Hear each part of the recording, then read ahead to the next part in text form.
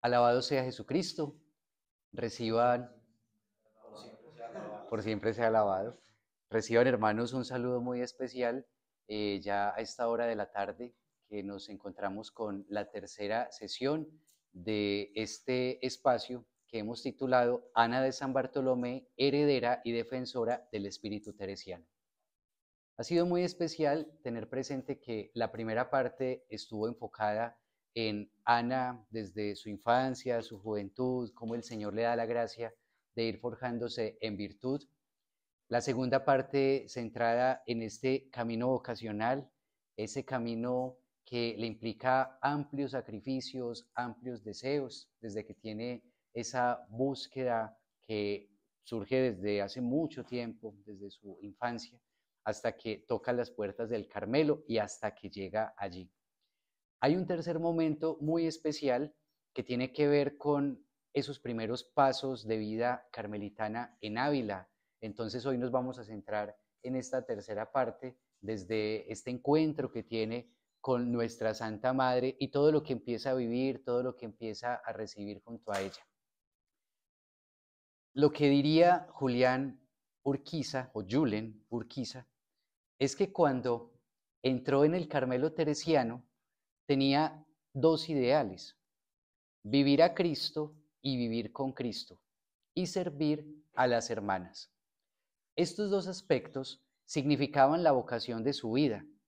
Las circunstancias históricas la llevan a vivir ambos aspectos con la Santa Madre, servirla como enfermera y secretaria, amiga y confidente, y vivir a Cristo en compañía de Jesús, en compañía de Teresa. Ahora, cuando nosotros tenemos presente que hay esa búsqueda de vivir a Cristo y con Cristo y servir a los hermanos, son dos elementos por excelencia del carmelita, de la carmelita. Así que es muy particular pensar que el llamado por excelencia que tenemos es esa vivencia continua de Jesús.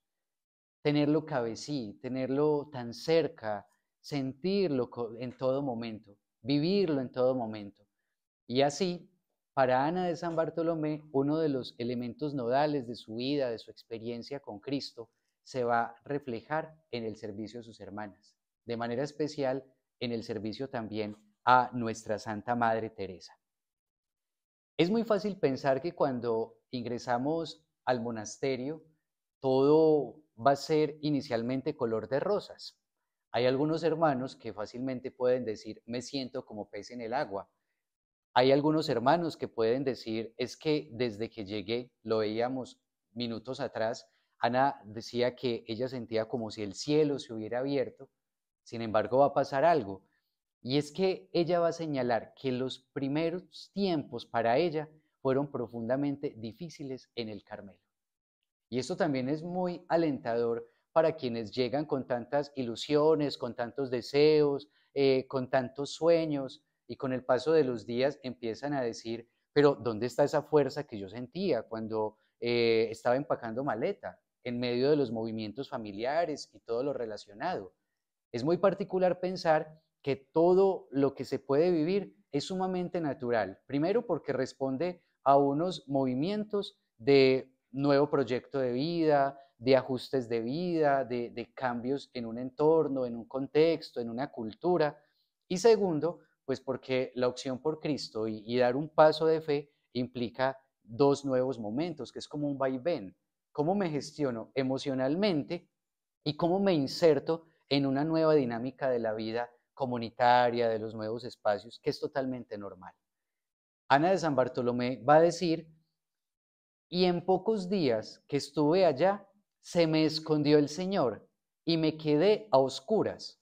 Yo estaba bien desconsolada y decía, ay Señor, ¿qué es esto? ¿Cómo me habéis dejado? Si no os conociera, pensara que me habíais engañado. Y si pensara, os habíais de ir, no viniera al monasterio. Esto me duró durante todo el año del noviciado. Entonces uno puede decir, todo un año en ese vaivén, en ese sinsabor, en esas preguntas, en esa sequedad. Fácilmente ella tuvo hoy todos los criterios para decirle a su maestra, me voy, el Señor se me escondió, este no es mi lugar, siento que soy más feliz por fuera porque estaba más cerca de Jesús. Sin embargo, el Señor, con todos estos movimientos que empieza a tener, es como si le diera un gran regalo, y es el regalo de purificar las intenciones, aunque estaban totalmente purificadas desde sus inicios, más esa purificación va a implicar también cómo Él purifica los afectos, los ideales, las expectativas. Y en estos días hablaba con un sacerdote, el padre Jordi, de una comunidad que se llama Amor Crucificado, y hablábamos algo similar y él me decía que en los caminos del Señor es necesario saber que Dios desidealiza, pero no engaña. Entonces pensemos cuáles son esas idealizaciones que se han ido cambiando. Pensemos incluso cuáles son esos imaginarios de la vida monástica que en algún momento decimos, cambiaron. Yo pensaba esto y encontré esto. Yo tenía el ideal de que todo iba a ser perfecto y lo encontré sumamente hermoso, mas descubro que también hay diferencias, hay desencuentros, hay aspectos que hay que fortalecer, no solamente del otro, porque es que uno llega y se encuentra es con uno, se encuentra uno con su carácter, con las realidades de su personalidad, con sus emociones. Y fácilmente uno dice me voy y por ahí dirían, vayas donde vayas, te llevarás a ti mismo. Entonces, todos los movimientos que vivimos al inicio, también podemos decir que Ana de San Bartolomé los vive de una manera muy similar. Ahora, aunque ella vive todo esto, ella empieza a caer en la cuenta de lo que va haciendo el Señor en este caminar. Y quiero invitarles para que hagamos ejercicios continuos de caer en la cuenta. ¿Caer en la cuenta de qué? Caer en la cuenta de cómo el Señor va tratando nuestra alma. Y aún en los momentos de consolación y desolación va a venir el Señor a hablar a nuestra vida. Entonces luego el Señor, en medio de un momento de recogimiento, se le aparece en la cruz y le dice, mi sed no fue sino de almas. Ya es menester que mires en esto y vayas por otro camino hasta aquí, como si le dijera, no me busques más, niño, y mostróme todas las virtudes de perfección o en perfección. Entonces, hermanos, si el Señor le está diciendo, mi sed no fue sino de almas, ¿cómo podríamos pensar que para nuestra Santa Madre ella nos va a decir, daría 1000 vidas por un alma? El Carmelita ha venido a salvar almas en el nombre de Jesús.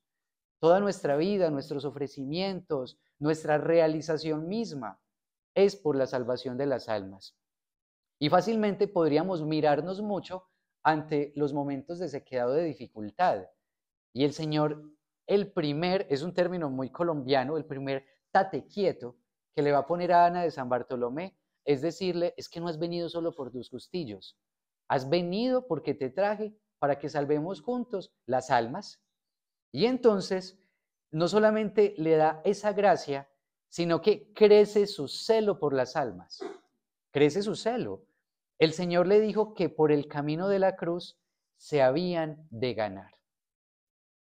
Por el camino de la cruz se habían de ganar. Y Jesús le dice a Ana de San Bartolomé, mira las almas que se me pierden, ayúdame. Estamos aquí para ayudar a salvar almas. Esta es nuestra misión, es nuestra búsqueda, es nuestro deseo. Y va a pasar algo muy particular porque no solamente la consuela para el hoy, sino que la consuela para lo que viene. Entonces, ella estaba en el monasterio de Ávila, en España, y le muestra Francia, que iba a ser el lugar donde, tras la muerte de la Santa Madre, ella iba luego a llegar. Y mostróme la Francia, como si estuviera presente allá, y millones de almas que se perdían en las herejías.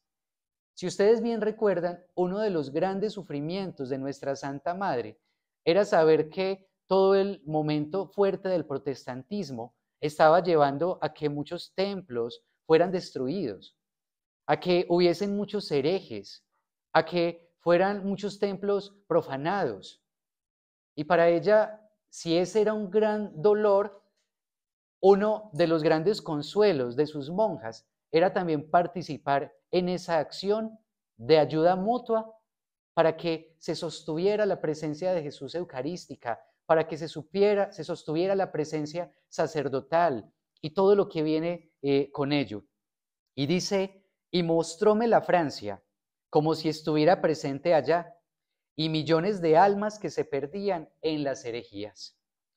El confesor le hacía muchas pruebas para ver si era verdad su espíritu. Y es muy bonito, hermanos, pensar que ella, en medio de esas pruebas, cuando ella le iba contando las gracias, lo que vivía, la pusiera a prueba. Y ella era sumamente obediente.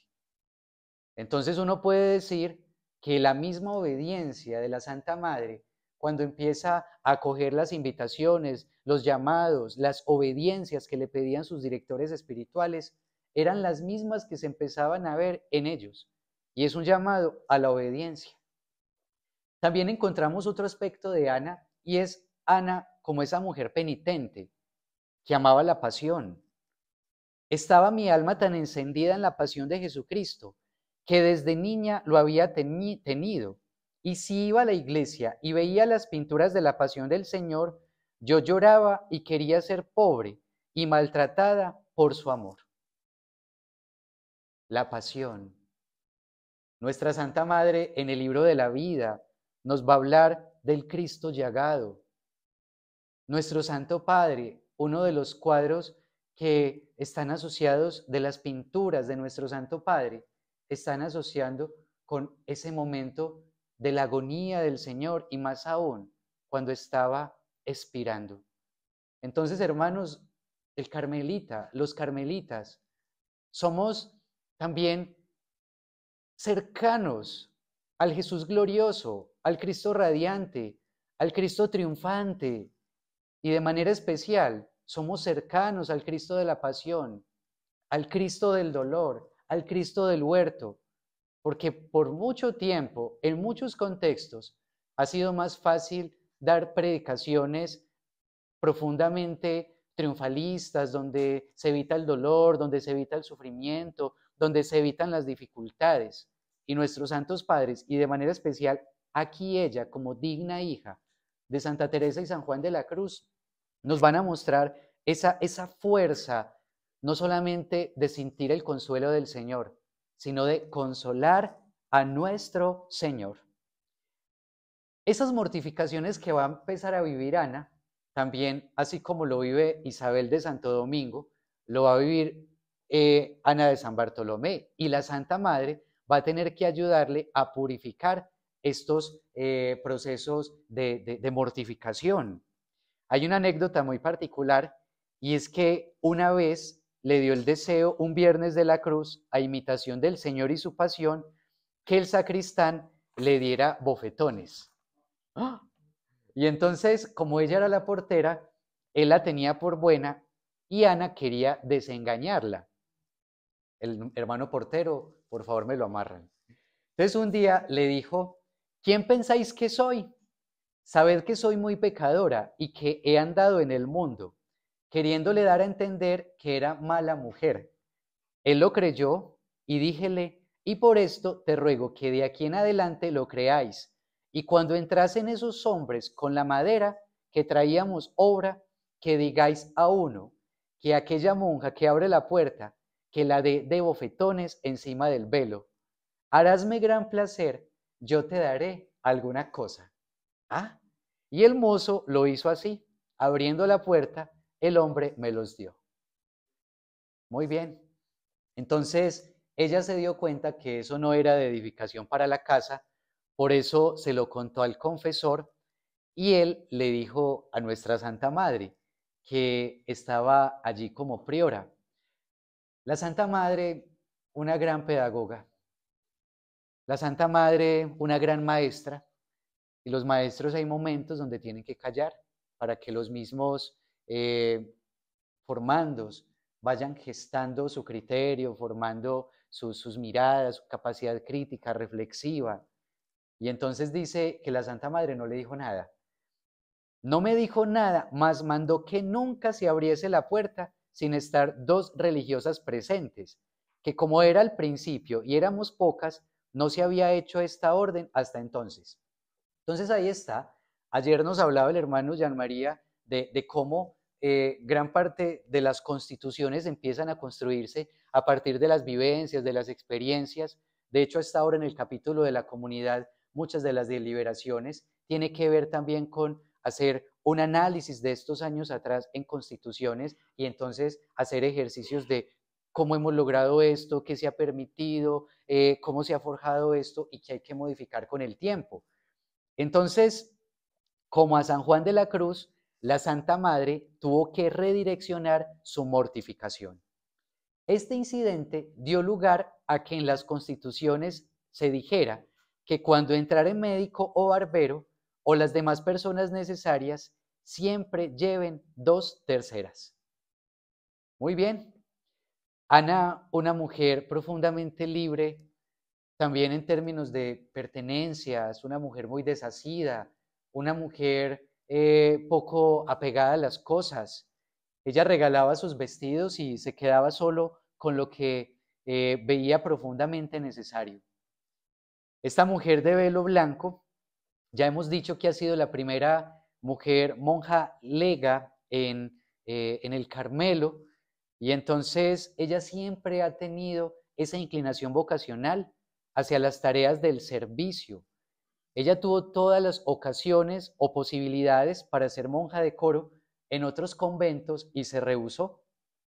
Ella quería incorporarse en calidad de hermana lega o freila o monja de velo blanco, y en un principio la Santa Madre desistió de admitir freilas en su convento, tal vez para evitar dos tipos de monjas, pero después de 5 años de experiencia, según afirma en su Relación María de San Jerónimo, la fundadora cambió de opinión. Entonces, vemos que todo esto, y así dispuso el Señor las cosas, para que su sierva tuviese lugar en aquella casa, y otras muchas que han entrado en otras que hay muy santas. Ahora, ¿cómo se da el encuentro entre nuestra Santa Madre Teresa de Jesús y Ana de San Bartolomé? Este esperado encuentro debió ser entre la Navidad del año 1570 y la primavera de 1571. Nuestra Santa Madre ultimaba la fundación en Salamanca e iniciaba las gestiones de Alba de Tormes. El primer encuentro fue breve porque luego a ella le hicieron priora de la Encarnación. Hay algo muy bello y es que desde el principio hubo entre ellas mutua simpatía y buen entendimiento, que se fue acrecentando a lo largo de los años. Diría Ana de San Bartolomé en la autobiografía de Bolonia, porque hay una de Amberes y otra de Bolonia, y cuando vino estaba novicia, y luego el mismo día que entró en casa, me abrazó enviándome y dijo, aunque sea novicia, llévenla a mi celda, que quiero que sea mi compañera. Mas esto yo lo tomé como gracia, aunque se hizo como lo decía, me fui a dormir con ella y tenía cuidado de servirla en lo que había menester. Un llamado a servicio y una profunda alta estima de parte de nuestra Santa Madre. La Santa Madre no estuvo en la profesión religiosa de Ana de San Bartolomé porque estaba en el monasterio de la Encarnación, pero estuvo atenta a cada uno de los detalles que ella necesitó para aquel momento.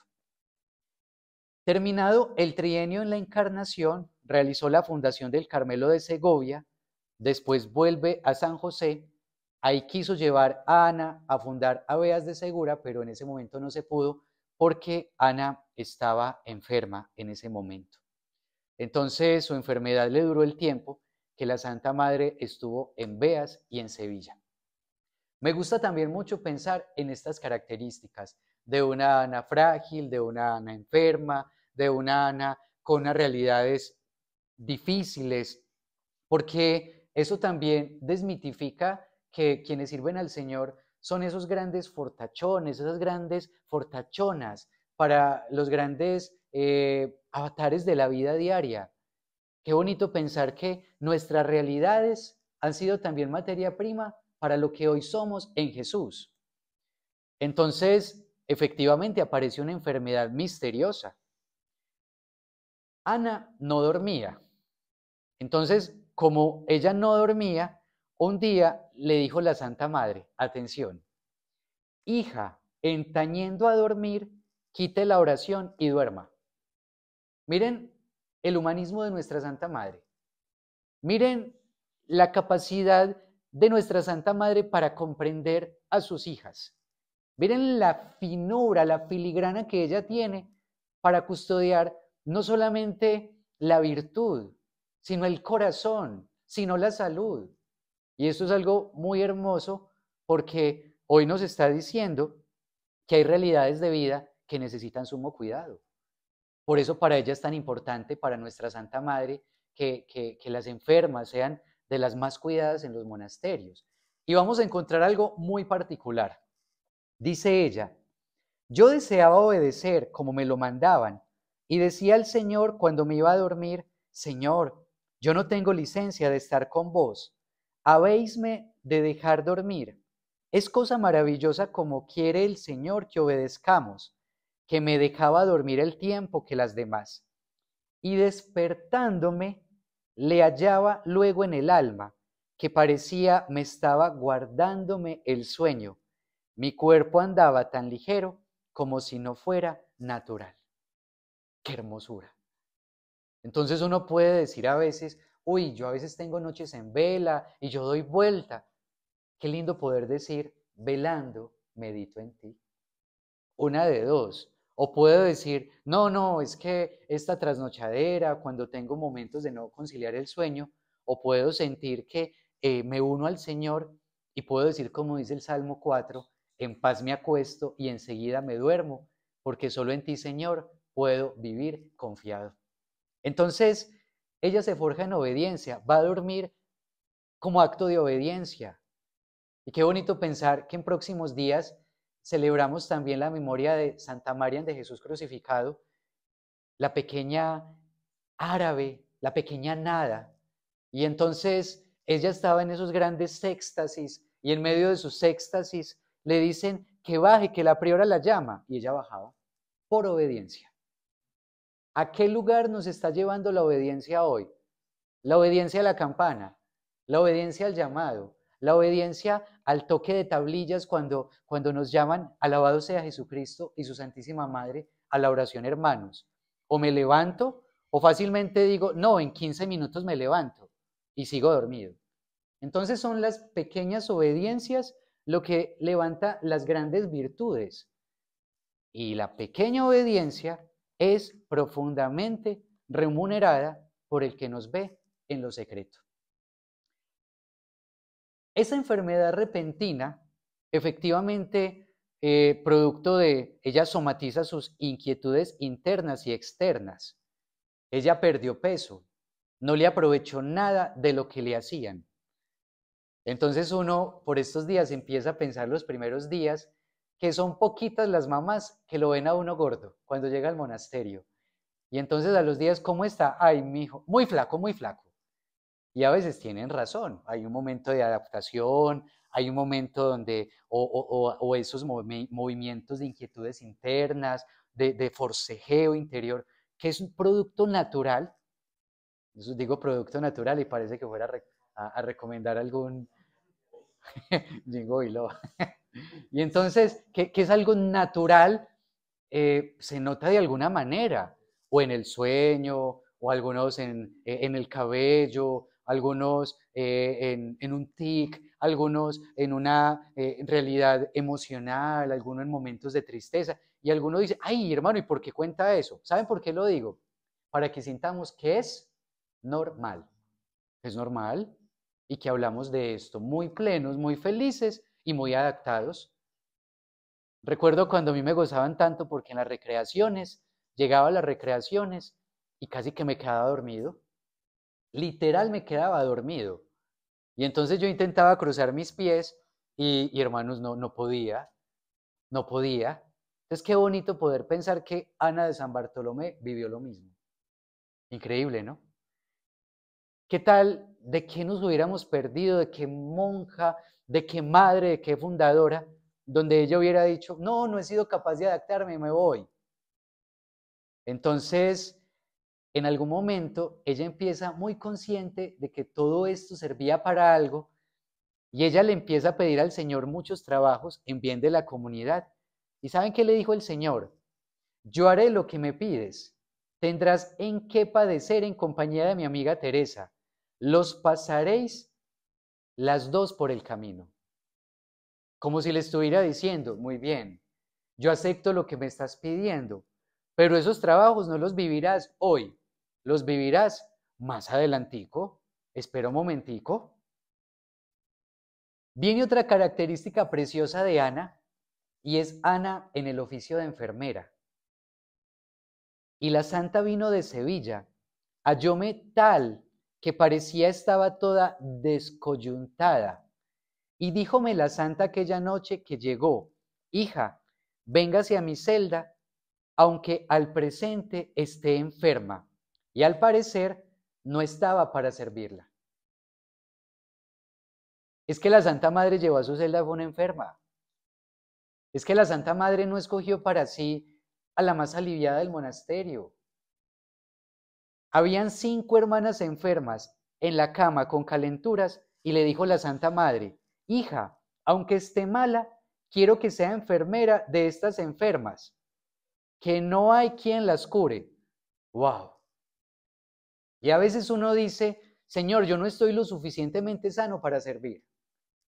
A veces sentimos que tenemos de fondo en los procesos espirituales o un proceso psicológico pendiente o en camino y llegamos al punto de decir, yo no estoy disponible para servirle al Señor porque estoy en proceso. Y uno escucha a veces en acompañamiento espiritual a muchas personas que llevan años y años y años, ¿y cómo las escucha uno? No, en proceso, no, penando y sin poder morir. Un día le decía a alguien, ¿cómo estás? No, en la lucha. ¿Cómo vas? No, luchando. Y después luchando. Yo sí le dije como que venga, es que usted está en boxeo, ¿o qué?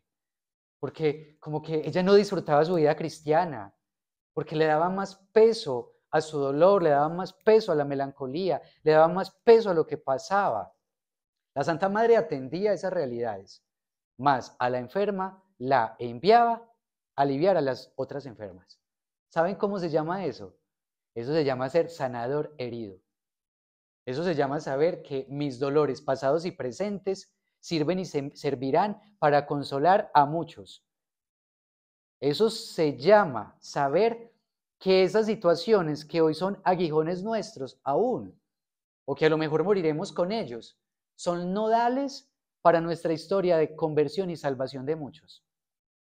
Si 1/3 de las escrituras fueron escritas, o tal vez menos, gracias a un hombre que dijo sí, en medio de su aguijón, San Pablo, nuestro aguijón nos tiene aquí. Y nuestro aguijón lleva a que muchas almas salgan de nuestros monasterios con deseos de dar la vida por Jesús, porque pueden decir, si este hermano puede, yo también puedo. Entonces Ana, enferma y efectuando de enfermera. Pasa algo muy particular y es que la Santa Madre se compadece, pero ella no es lastimera. Y eso es importante, porque las monjas y los monjes tenemos realidades personales, pero la Santa Madre nos habla de asumir las cosas con resiedumbre, poco quejosas, con ánimo animoso. Y también hay que ver entonces en este momento cómo están nuestros lenguajes, porque podríamos configurar una vida con lenguajes de mucho déficit. ¿Cómo está? Hay más o menos. ¿Y cómo se ha sentido en estos días? No, mucho frío. ¿Y qué tal su celda? Horrible. ¿Y cómo está? No, todo lo fresco, por gloria de Dios. Sí, hay que ofrecer, pero la vida no se puede volver como un sentido de, ay, ¿saben por qué? Porque los medios de comunicación a veces entregan grandes mentiras como si fueran grandes verdades. Los hijos de Santa Teresa y San Juan de la Cruz tenemos que entregar esta gran verdad, pero no como si fueran grandes mentiras, sino con mucho fuego, con mucho celo y con mucho ímpetu, porque eso es lo que nos quiere regalar el Señor. Vamos en este momento a hacer una pausa, intentaré ser como más puntual y nos faltan 2 sesiones muy importantes y ya nos vemos para que lleguemos a esta cuarta parte que el Señor va a suscitar, porque no solamente es Ana en condición de esta mujer enferma, sino como esta mujer que va a acompañar a muchos y vamos a ver qué nos va a insinuar el Señor a través de esto. Gloria al Padre y al Hijo y al Espíritu Santo,